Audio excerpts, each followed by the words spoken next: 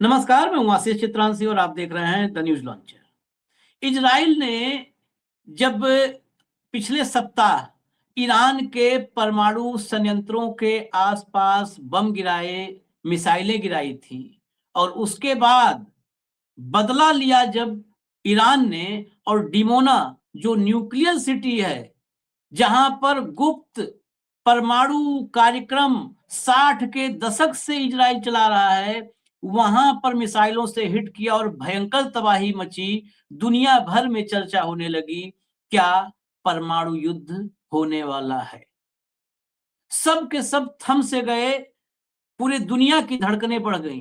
परमाणु युद्ध मतलब सर्वनाश, उसमें अर्धनाश वाला मामला ही नहीं होता है, वो रुक ही नहीं सकता, फिर सर्वनाश कर देता है।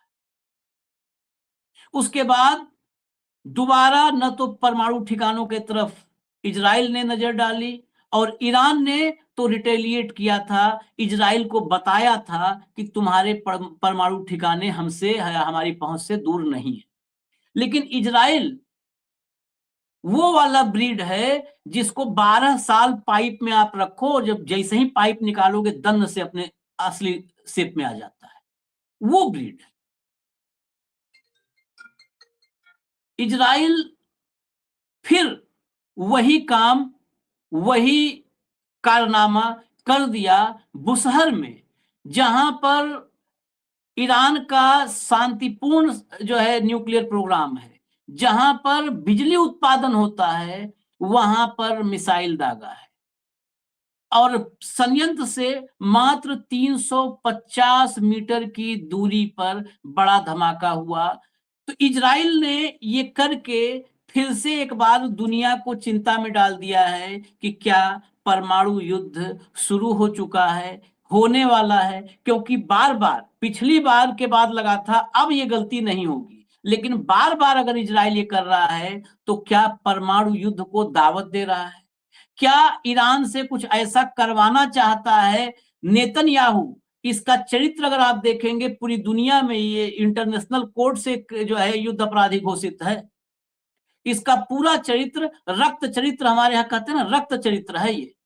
क्या ये इजराइल की तबाही की कीमत पर अपनी राजनीति को बचाना चाहता है? इजराइल की तबाही की कीमत पर ये ईरान को तबाह करना चाहता है? क्या ये ईरान से कुछ ऐसा करवाना चाहता है कि वर्ल्ड कम्युनिटी पूरी एक साथ खड़ी हो जाए, पूरा वेस्टर्न जो है जगत ये ईरान के खिलाफ युद्ध में आ जाए? आखिर क्यों परमाणु संयंत्रों की तरफ उसकी गिद्ध दृष्टि है? न्यूक्लियर प्लांट पर इसने बम गिराया, अरागची ने उसके बाद चीन को फोन मिलाया है, उसके बाद तत्काल चीन से बात की। रूस इस मामले में बहुत आग बबूला है, क्योंकि रूस और ईरान के बीच की जो हथियारों की सप्लाई लाइन है, सप्लाई चेन है, वो सप्लाई चेन जो है उस पर भी इजराइल ने हिट किया है। जो हथियारों की सप्लाई चेन है उस पर हिट किया है। अब सवाल यही है कि क्या परमाणु युद्ध शुरू हो गया है? और परमाणु युद्ध शुरू होने का फिर ये क्वेश्चन मार्क क्यों लगा रहे हैं? इसलिए नहीं कि थंबनेल सनसनीखेज बन जाए। कुवैत में मैं आपको सुनवाऊंगा, ये वो पूरा का पूरा मतलब बयान बताऊंगा, दिखाऊंगा आपको। कुवैत में रेडिएशन अलर्ट जारी हुआ है। ये रेडिएशन अलर्ट जारी होना कुवैत में, ये संदेह के बादलों को और गहरा कर रहा है।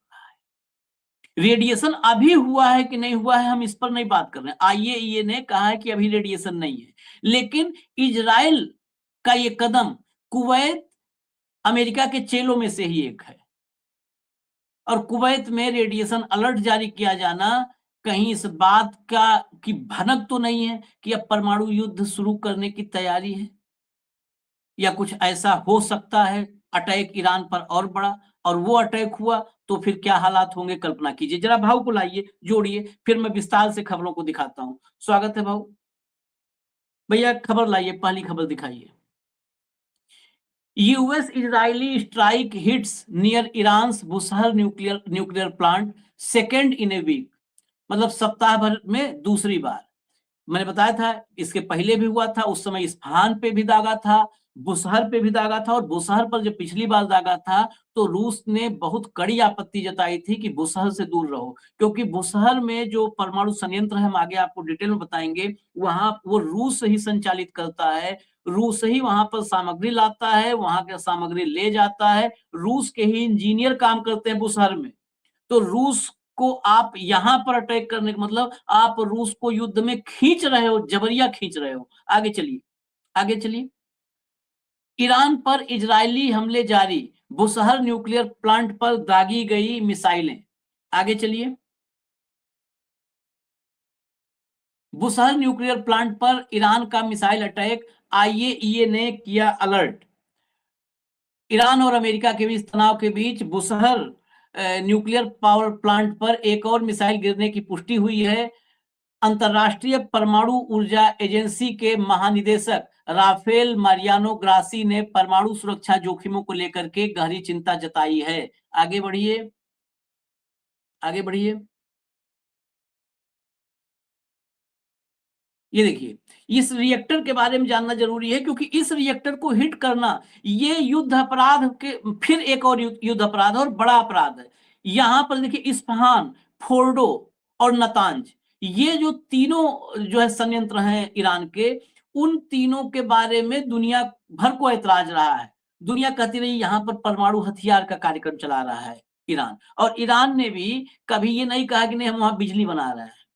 उन्होंने कहा कि हमारा उद्देश्य शांतिपूर्ण है, लेकिन वहां पर 60% संवर्धित यूरेनियम, ये जो बुशहर है, ये जर्मनी ने शुरू किया था बनाना, और जर्मनी ने 70 के दशक में शुरू किया बनाना, 75 के 70 के दशक में, 70-75 के आसपास, जब 79 में 79 में इस्लामिक क्रांति हुई और वहां पर रिजिम चेंज हो गया, जो रिजिम वेस्टर्न वर्ल्ड को नहीं पसंद था, तो जर्मनी बाहर हो गया इस बुशहर प्लांट से, और फिर रूस के साथ समझौता हुआ, और 1995 के बाद इस पर रूस ने काम किया, और फिर इस पर जो है इसमें बिजली उत्पादन भी शुरू हुआ। 2011 में ऑपरेशनल हुआ पहला रिएक्टर इसका, 1000 मेगावाट का। ये पूरे ईरान में लाखों घरों में बिजली की सप्लाई और लाखों घरों में उद्योगों में बिजली की सप्लाई होती है इससे।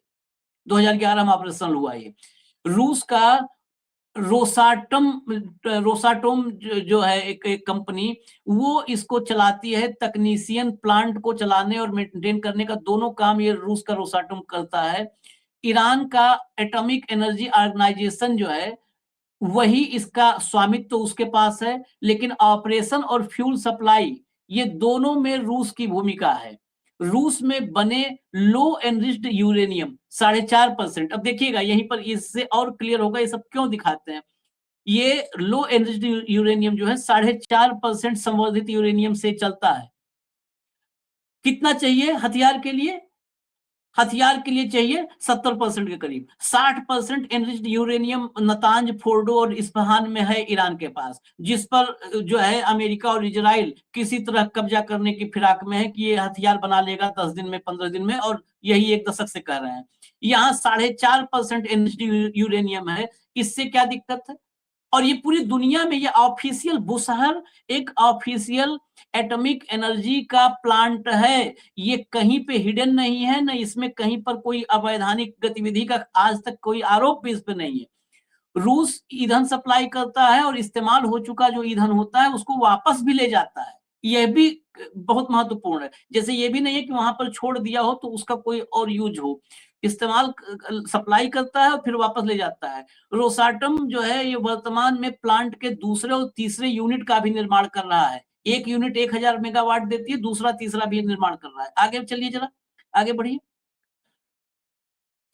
आगे चलिए, चलिए लाइए। ये देखिए, ये है बुशहर का प्लांट जो है, जहां पर अटैक किया है, मिसाइल गिराई है, और मात्र 350 जो बिल्कुल सेंटर था संयंत्र का, उससे मात्र 350 मीटर दूर ये गिराया है। आगे चलिए जरा, भीतर और भी कुछ है इंफॉर्मेशन, वो इंफॉर्मेशन भी दिया जाए।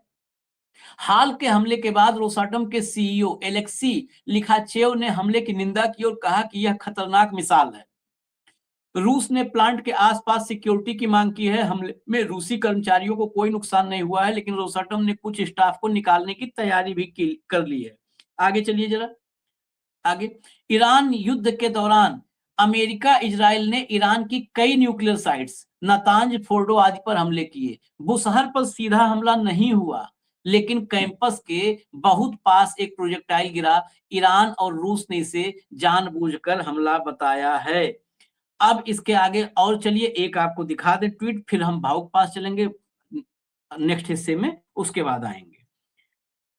ये देखिए आईएईए का, इंटरनेशनल एटॉमिक एनर्जी एजेंसी, उसने भी इस पर ऑफिशियल ट्वीट किया है। मतलब ये कोई हवाई लफाजी नहीं, ऑफिशियल ट्वीट किया है। The IAEA has been informed by Iran that another projectile hit the premises of the Bushehr nuclear power plant today. According to Iran, there was no damage to the NPP itself, nor injuries to staff, and the condition of the plant is normal. IAEA DG Grossi reiterates call for maximum restraint to avoid nuclear safety risk during conflict. भाव के पास चलते हैं। फिर अभी हम बताएंगे कि क्या किया है रूस के साथ, रूस को उकसाने वाली एक दूसरी कार्रवाई पर आएंगे। भाऊ, ये क्या परमाणु युद्ध पर आमादा है? ऐसा तो कोई भी परमाणु युद्ध जो है, इससे तो कोई भी लीडरशिप उड़ती है।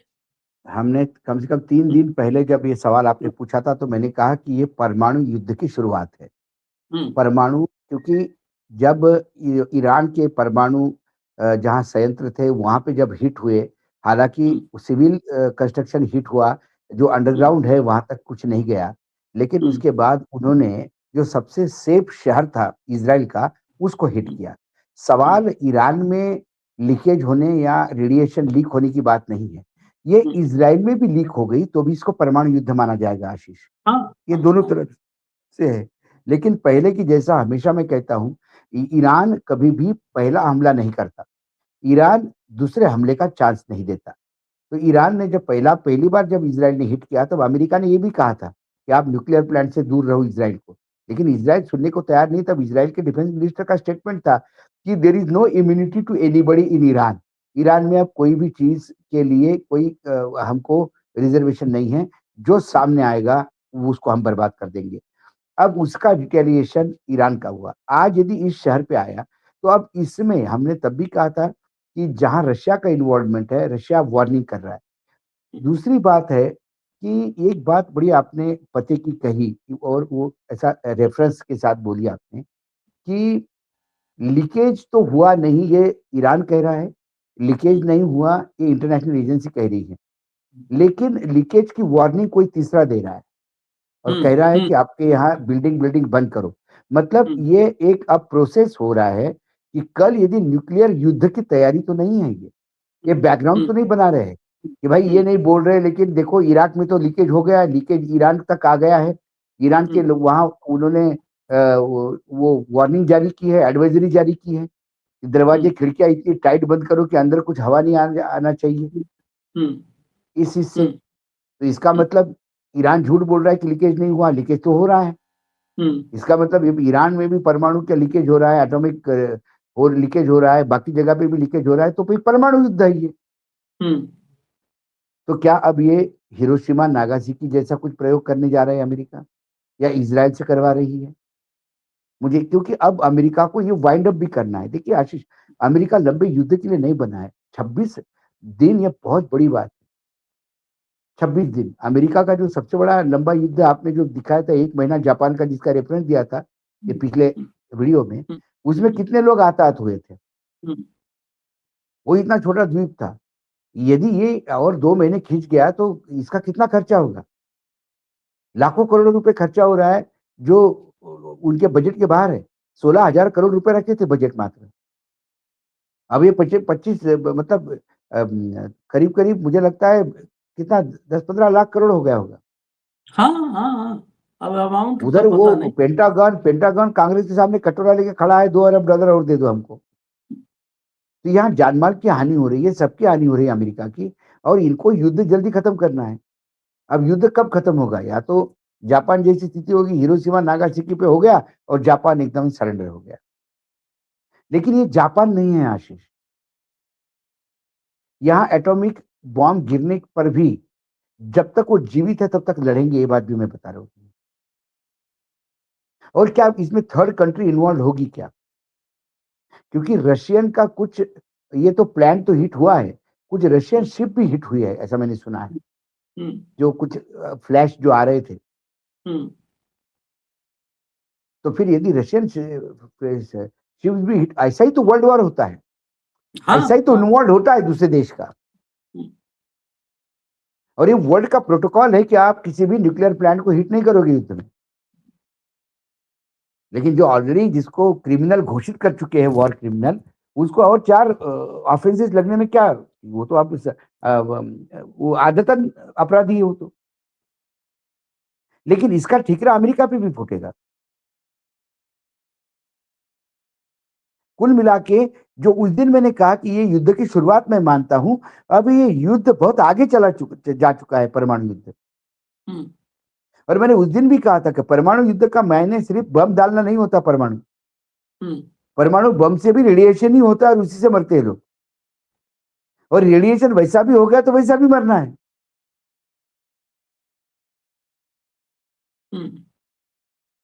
और ये भीषण होगा, क्योंकि आज अब इसके बाद ईरान क्या करेगा इसको भी तो देखना है। ईरान के यदि मिसाइल फिर इजराइल के उसी प्लांट पे हिट करते हैं और वहां यदि लीक होता है तो, क्योंकि रिटेलिएशन तो होगा। ईरान ने कभी कोई हिसाब खाली नहीं रखा। ईरान वो ब्याज देने का विश्वास ही नहीं रखता। दे दान, तुरंत दान देके नक्की करो।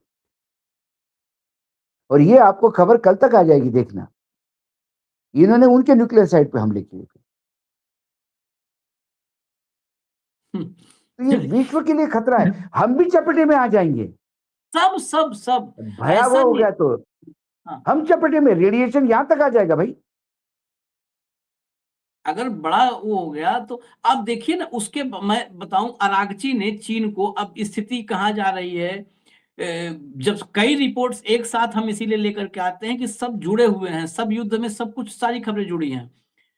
ईरान के विदेश मंत्री अब्बास अरागची ने अपने चीनी समकक्ष यानी चीन के विदेश मंत्री वांग ई से बात की। अरागची ने चीनी पक्ष के अमेरिका और इजराइल की तरफ से किए जा रहे हमलों के बारे में चीनी पक्ष को जानकारी दी और कहा कि क्षेत्र में अस्थिरता की सबसे बड़ी वजह अमेरिका और इजराइल है। उन्होंने कहा कि ईरान अपनी राष्ट्रीय संप्रभुता और क्षेत्रीय अखंडता की रक्षा तब तक करेगा जब तक कि सभी लक्ष्य हासिल नहीं हो जाते। ये अरागची ने चीन के अपने काउंटर पार्ट को बोला कि ईरान अपनी राष्ट्रीय संप्रभुता और क्षेत्रीय अखंडता की रक्षा तब तक करेगा जब तक कि सभी लक्ष्य हासिल नहीं हो जाते और दुश्मन को अपनी हिंसक आक्रामकता पर पछतावा करने के लिए मजबूर नहीं कर दिया जाता।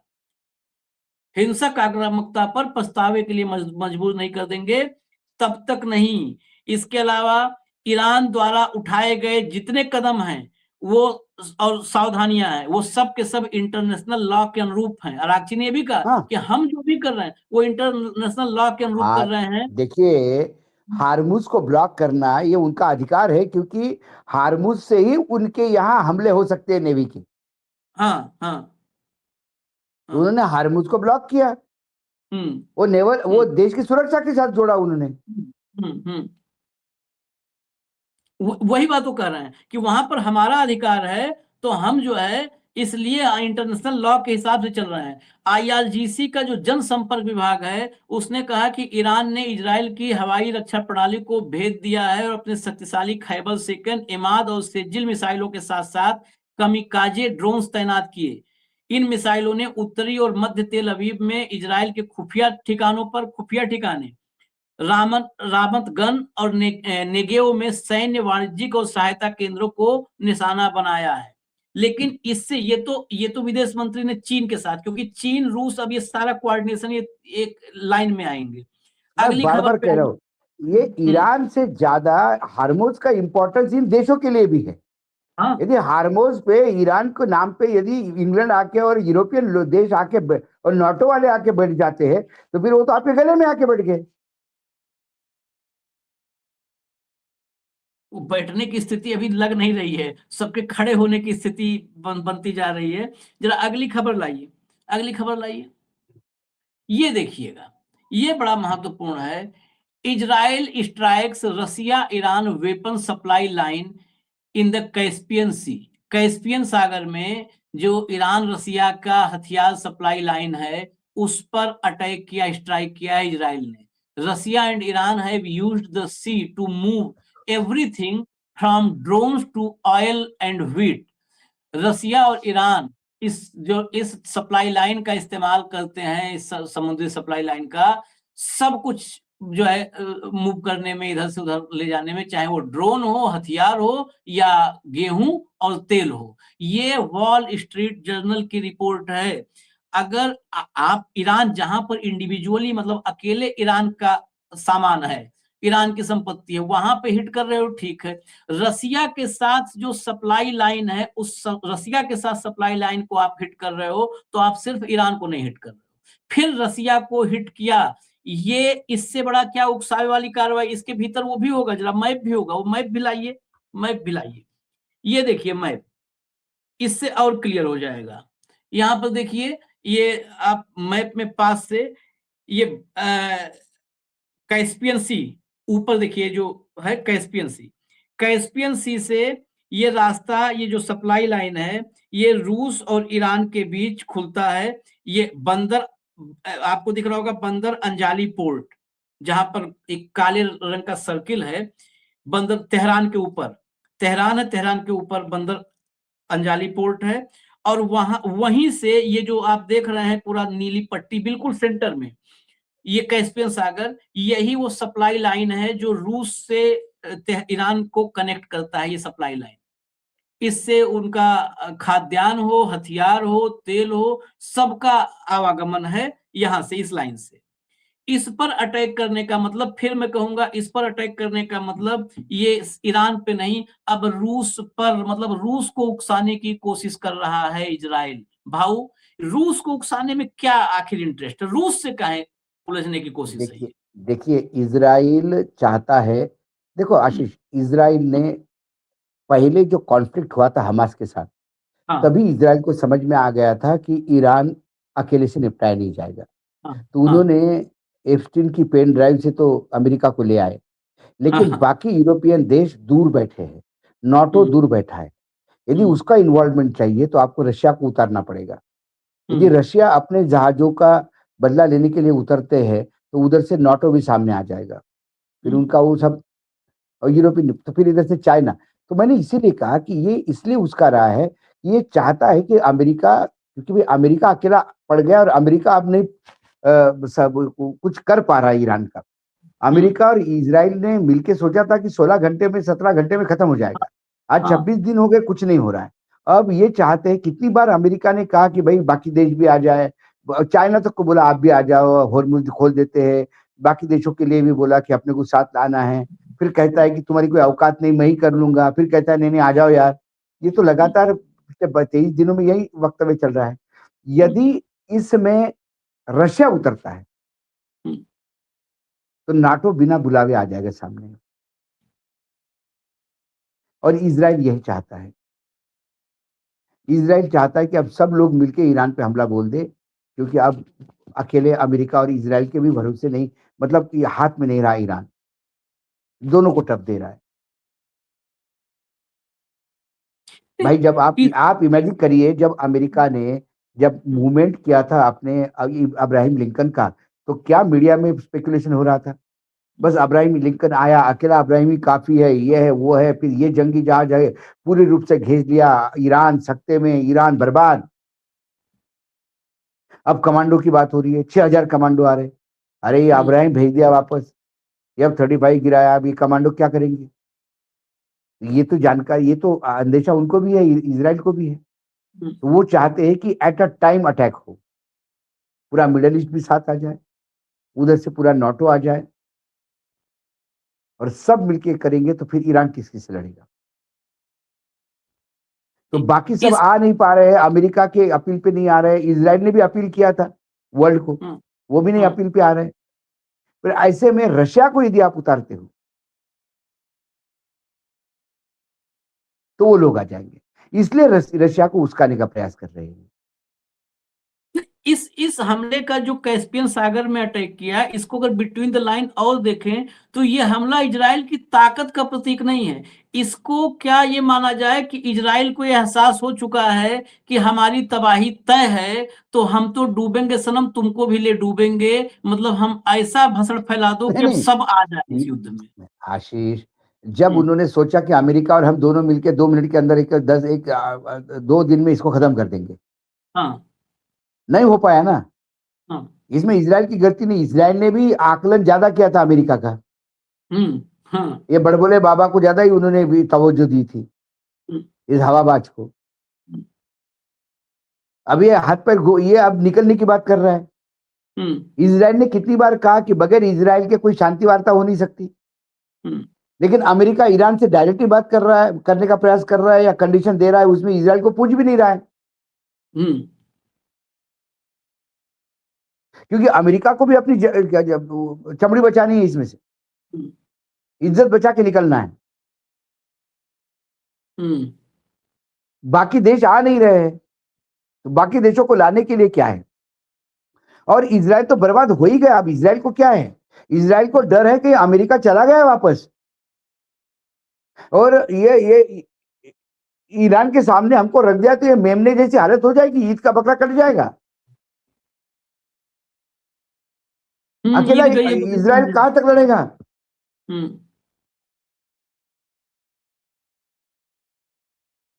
तो इजराइल चाहता है पूरा वर्ल्ड इन्वॉल्व हो, कुछ तो बचे।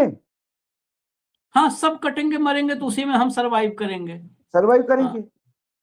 लेकिन इस पूरी चर्चा का जो सबसे ताकतवर पॉइंट है, मतलब जो सबसे ज्यादा अलार्मिंग है, वो अब हम ला रहे हैं। क्योंकि इतनी खबर पर बहुत सारे डाउट्स आपके मन में हो सकते हैं, किसी के मन में, कि जी भाई यूट्यूब की दुनिया है, दर्शक भी कहेंगे अरे फर्जी फर्जी ये दोनों बैठ के फैला रहे हैं। हालांकि हमने मतलब अगर हमको कान पकड़ के ये कहना हो तो हम बोल देंगे कि हम खबर बहुत खोज करके, पड़ताल करके, जोड़ करके तब लाते हैं। लेकिन फिर भी इस पूरी खबर को और पुख्ता करने के लिए अब जरा स्क्रीन पर जो आगे चलेगा वो दिखाइए, लाइए भैया।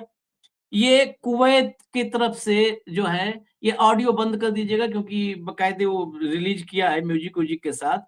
और इसको राइटर्स ने भी मतलब इस वीडियो को, ऐसा नहीं है कि ये वीडियो भी वो हो, राइटर्स ने ये वीडियो लगाया। हमारे जो मैं दो रिपोर्टर्स का नाम, दो पत्रकारों का नाम बार बार कोट करता हूं इस पूरे युद्ध में, एक उमाशंकर सिंह का और एक मधुरेंद्र का, दोनों का। उमाशंकर सिंह तो अब मतलब चैनलों की दुनिया छोड़ करके अपना काम धाम कर रहे हैं, लेकिन अनुभव है तो रिपोर्ट कुछ लाते हैं। और मधुरेंद्र तो जो है वॉर जोन में है, वो इजराइल में रिपोर्टिंग कर रहे हैं।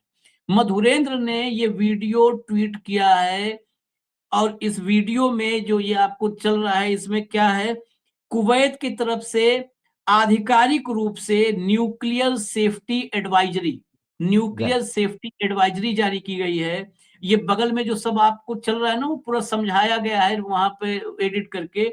लोगों से ऑफिशियली अपील की गई है कि खिड़कियां वो सील करें, घर के अंदर रहें, बढ़ते क्षेत्रीय तनाव के बीच एहतियाती कदम, संभावित रेडिएशन जोखिम को देखते हुए ये निर्देश जारी किए गए हैं। बाकायदे जब ये वीडियो शुरुआत होती है तो नीचे, ये तो काफी छोटा क्रॉप्ड हिस्सा है, नीचे ट्रांसक्रिप्ट भी चलती है, और उसमें लोगों को ये पूरा समझाया, जैसे होता है ना कि कई बार, जैसे जब कोविड था तो कोविड में हमारे यहाँ तमाम वीडियोज बना करके कि 2 गज दूरी है जरूरी, मास्क पहने तो मास्क पहन के टांगते लगाते दिखाया जाता था, मास्क ऐसे होना चाहिए, वैसे ही वीडियो जारी करके। और ये न्यूक्लियर सेफ्टी एडवाइजरी है। न्यूक्लियर सेफ्टी एडवाइजरी की जरूरत क्यों पड़ी? अब इस वीडियो के बाद अब क्या सवाल करें हम? मैंने यही कहा कि तेहरान ने, भाई जहां बम गिरे हैं वहां न्यूक्लियर एडवाइजरी जारी नहीं हुई है। ये 240 किलोमीटर दूर इन्होंने एडवाइजरी जारी की है।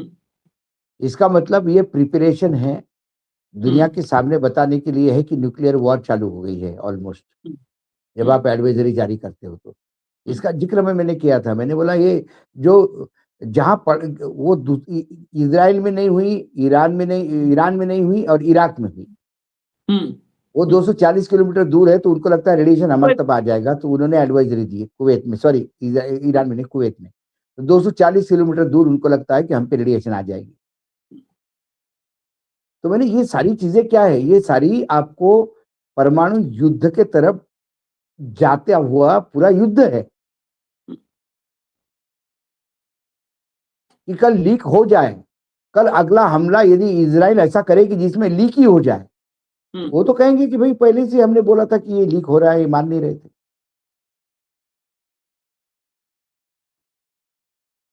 चलिए खैर, ये युद्ध की अब स्थिति भयावह, अगर अगर ये बातें हैं भाई, ये मिडिल ईस्ट का उन्हीं देशों में Kuwait, Bahrain, Qatar, UAE, Saudi, यही तो पूरे के पूरे हैं। और कुवैत से कल हमने आपको एक वीडियो दिखाया था, कुवैत से बड़ी संख्या में, मतलब पूरी खेप मिसाइलों की ईरान पर दागी गई थी। पहली बार वीडियो आया था, हमने बताया था कि नॉर्मली ये खबरें आती हैं कि बहरीन हाँ, और यूएई का इस्तेमाल कर रहा है, कुवैत का लेकिन इस्तेमाल कर रहा उसका है। अभी तक ये कंफर्मेशन नहीं हुआ कि वो यूएस आर्मी ने दागी थी या कुवैत ने हाँ, दागी थी। ये ये कुवैत ने। कंफ्यूजन बरकरार है। हालांकि उस सबका हथियार तो कॉमन ही है, वो हाँ कुवैत का हो, हाँ, अमेरिका को, हथियार तो सब एक ही है, सब क्योंकि सभी वही की है। बेचता है, बेचने हम्म, वाला वही है। तो अब ये स्थितियां पैदा हो रही हैं मिडिल ईस्ट में। इन स्थितियों को ध्यान में रखिए, जब युद्ध के बारे में कोई भी चर्चा हो तो इनको ध्यान में रखिए। हम बाकी अपडेट लेकर के फिर आएंगे। अभी इजाजत दीजिए। धन्यवाद भाऊ, बहुत बहुत धन्यवाद। नमस्कार। नमस्कार नमस्कार।